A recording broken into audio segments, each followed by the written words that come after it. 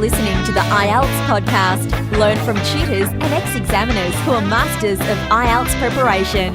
Your host, Ben Worthington.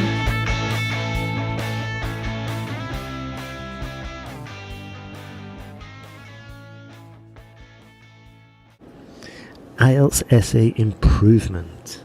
This podcast is going to show you what quality writing is. The questions you can ask yourself is going to give you directions on how to improve your essay and some of the things, some of the components you can look for in your writing if you want to improve it. Right, let's get started. My name is Ben Worthington. You probably know me. Hopefully you've been listening to a few of these episodes, and I'll just share that the main reason for doing these podcasts is just to give students like yourself a bit of a push and a bit of a helping hand, because studying for this exam is not easy. A lot of students have got tremendous pressure. They've got to get, immigration visas, they've got to get into university.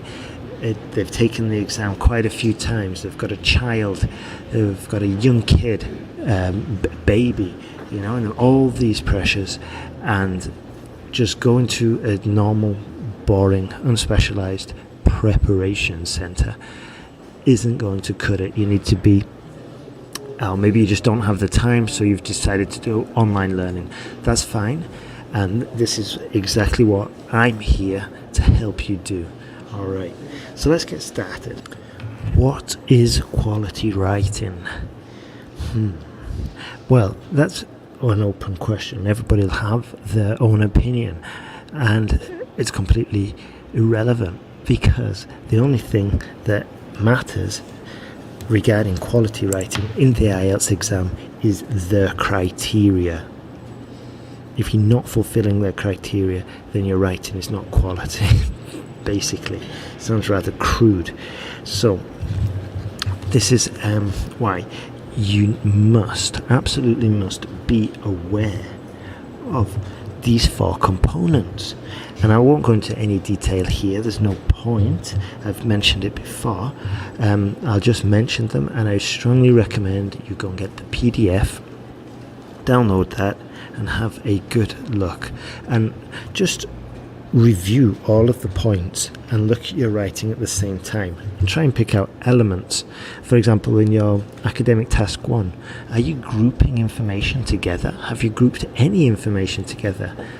Okay, so let's just quickly go. Cohesion and coherence.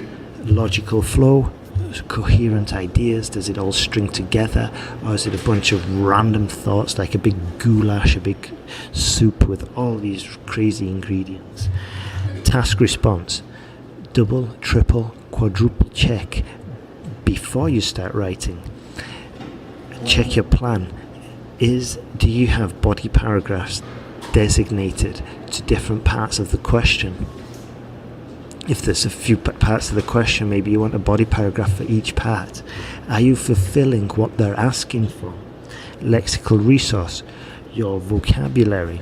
Okay, the collocations you might be using, your word choice. Are you going to be using words like good and bad, or are you going to be using words like significant and detrimental? You see, these are the small things that IELTS will consider quality writing, and this is what you're getting graded against. So follow the directions. They've put it all out crystal clear on a piece of paper or a PDF, and you just need to follow it and make sure you are playing their game, basically. Last one, grammatical range and accuracy. That's quite straightforward. Syntax, use of articles, singular, plural, agreement, all of that. Is it basically logical? Is it an easy to understand sentence? Not easy to understand, it's just grammatically correct. Now, I want to mention a quote that's really related to this, and if this was an essay, this would be maybe a supporting sentence. Okay, so we've got a direction regarding the IELTS with writing tasks. We've got a map We know where we're going to go and what needs to be done. So a lack of direction is not the problem. Okay, so we've got the direction. That's easy. Okay, it's in front of us.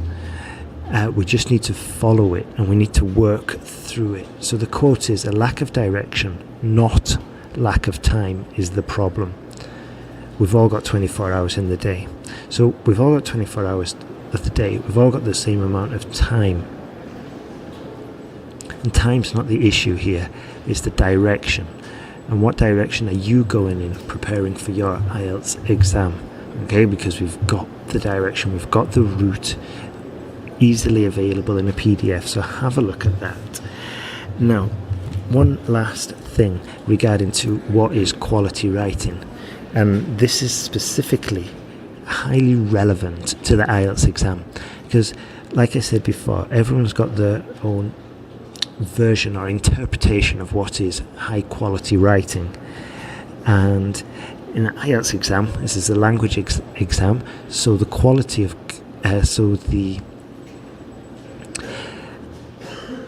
what they would consider high quality writing is something that is effectively communicated. Okay, and this is a concept that's difficult to grasp for some students. Okay, because a lot of students might want to go for a very highly a highly advanced and sophisticated and intelligent answer when it's not really necessary. The quality of the answer is not the issue here. The quality of the argument is not the issue. It's the quality of communication. So if we're talking about high quality writing and what is the criteria in IELTS, the intelligence of the argument is nothing. It's in there in the argument is relevant, but what's much more important is the quality that it's communicated. Okay, so that's a very important tip there. Hopefully you're writing these down. So moving on to the next point. Now we've written our essay, we put our pen on the paper and we're looking at it. What are we going to look for? Well, obviously we're going to look for perhaps spelling mistakes, grammar errors, and that's kind of the basics. Let's take it to the next level. Let's have a look at the style of the writing. Are we using transition words? Are the paragraphs coherent? Is it written in an academic style? How do we know if it's written in an academic style? Well, did we use academic phrases, or does it sound like spoken English? Yep. Is it clear? Do you understand what you've written? Does somebody else understand what you've written, what you're trying to communicate? Are the paragraphs well organized? Okay, can I follow the ideas? Do we have ideas grouped together, or do we have two arguments in favor at the beginning, an argument against in the middle, and then another argument in favor at the end? Okay, because that would be a disaster, basically. So is there sort of like a sensible sequence, a logical progression of your argument? Or do we just start off with an example right from the beginning and then build up the argument, which would probably be a bad idea? Like I've said a million times before, generally we go topic sentence, supporting sentences, and then work through the paragraph, going from general to specific. So we've checked the style, we've checked if it's academic, we've checked if it's clear, we've asked a friend to read it if they understand it, we've checked for spelling, we've checked for grammar. Now, is the main idea there? Does it correspond to task response? Read the question again and check. Did I just go off on one? Did I just take the essay where I wanted to write about something that I wanted to write about? Or is it following a precise structure that I planned at the beginning? Okay, so these are not serious but important points to consider when you're reviewing your essay. Now then, next point I want to say is, if we're keen on in improving our essays, if we're serious about improving our essays, then we're going to get feedback, okay? Because we can check our own essays only so far, but obviously we wrote it thinking it was correct, and so when we review it, we might possibly still think it's correct. So the only way you can solve this issue is getting feedback, okay? And this will help you improve considerably, because you're going to improve the accuracy of your writing. And if your writing is grammatically competent, grammatically solid, then communicating your argument will be much more effective. So what I'm saying here is that even if you've understood the question, even if you've organized your thoughts, and even if you've used some good vocabulary, then the examiner cannot give you points for task response and for cohesion and coherence, because you can't understand the essay if the grammar's bad. You see, they'll just be stumbling through it and be like, well, he might have understood the question. I can't really see what this person's writing. I can't really understand it, so there's no way I'm going to give him points for task response. I've got no clear idea. So this is why working on your grammar is a good way to improve. Also, I'm not going to lie to you, it's probably one of the hardest ways to improve the essay. You see? Now then, so if we're looking for actual writing resources or ways to improve our grammar, well, the easiest way and most logical way would be to get some feedback. And we can get feedback from one of my sites, IELTSwritingtask.net, and there you can submit your essay and I'll give you some feedback. Or you can also find those links on IELTSPodcast.com or sentenceguide.com. And yeah, if that's your main issue, then you just want to be getting corrections, okay? If grammar is your main issue, if you know how to structure and organize your thoughts, then you don't need a course. But if you don't know what to write, if your mind goes blank, or if you're having problems organizing your thoughts, then you might want to have a look at an online course. And you can have a look at sentenceguide.com, and that's a pretty competent course because it comes with a lot of essay corrections with the course, which will help you and push you to improve. So another point I want to mention would be when we are improving the essay. So now we've looked at it for errors, we've looked at it for opportunities to improve. Now I'm going to give you ideas on how to improve it even further. Not questions. I'm going to give you guidance and tips on how to improve it even more so. So what we'll do is we can look at two essays side by side, okay? We can look at your essay and we can look at a Band 9 essay, and we can compare them. How did the Band 9 essay organize the ideas? What vocabulary did they use? What vocabulary did you use? You see? And just go through, compare each idea. What's the word count there? How big was the conclusion? You know, how many collocations were in that Band 9 essay? How many collocations did you use? Okay, so this is one task and it's very valuable. The next one we can have a look at is the organization of the ideas, or the discourse organization. How were they expressed in the Band 9 essay? And then compare that to yours. The next idea I want to suggest would be to reformulate the sentences. So you've got some feedback from a friend or from a teacher, and they're saying, okay, this sentence, kind of get what you're saying. Maybe it's underlined or maybe it's highlighted. So here's an opportunity for you to reformulate it. Put it in put the same idea into different words and different structures. Yeah, I'll give you an example in the next point, because in the next point I'm going to talk about upgrading the vocabulary, which is a point I mentioned before. So I see this a lot when I'm correcting the essays. some students might write,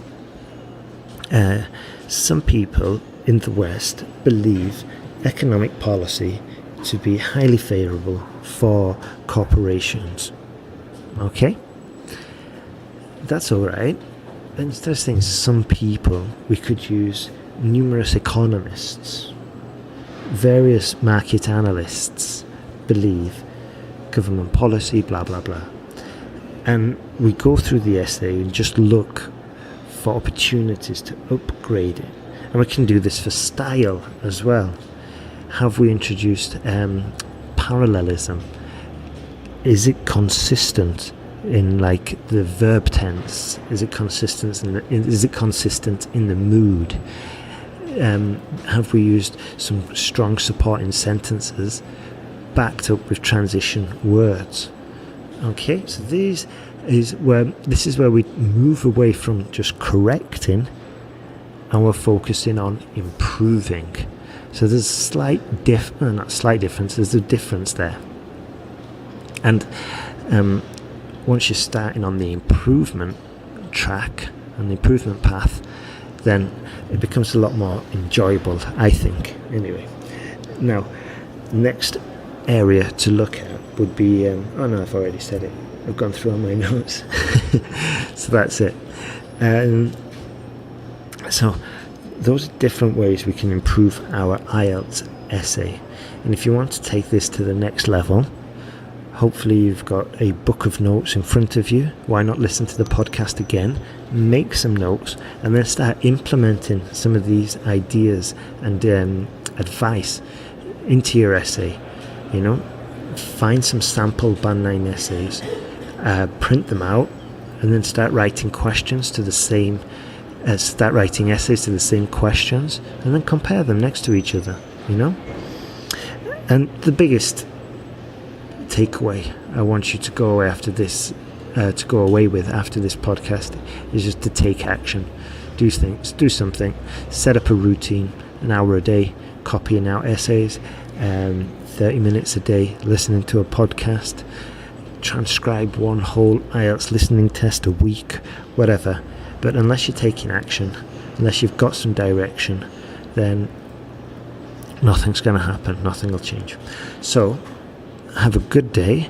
If you want any more help, go to IELTSPodcast.com. Maybe sign up to the email list, email me, or go just take action and get some feedback for your essays at IELTSWritingTask.net. And if you enjoyed the podcast, you can go over to Facebook, leave a message or share the link with your friends if you know anybody else who's having problems with their IELTS. You can also go to iTunes or maybe the Android podcast player and just leave us a review. That would be absolutely fantastic. So have a good day and all the best.